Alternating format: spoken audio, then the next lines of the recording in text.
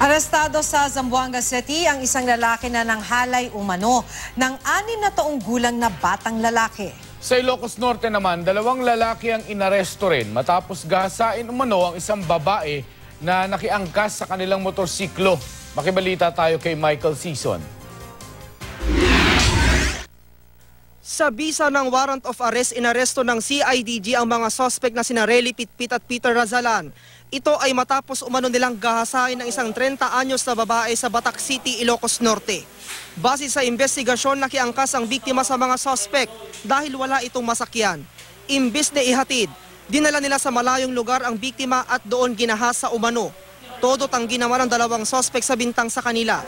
Arestado rin si Alshamer Sadalani matapos umanong gahasain ng isang 6 na taong gulang na batang lalaki sa barangay San Roque, Zamboanga City. Ayon sa tiyahin ng biktima, dumadaing ang biktima na may masakit daw sa kanyang puwetan. Nagreklamo siya kay masakit daw yung puwet niya. Dinala ko yung bata sa ospital, sa General Hospital. Pangatlong beses na rin daw nangyari ang panggagahasa umano sa biktima, mismo sa kwarto nito. Sabi ng suspect, hindi siya kundi ang pinsan daw ng biktima ang gumahasa rito. Hindi sir, hindi ako nagtira doon sa kanya. Sino pala ang gumawa? Pinsan niya sir.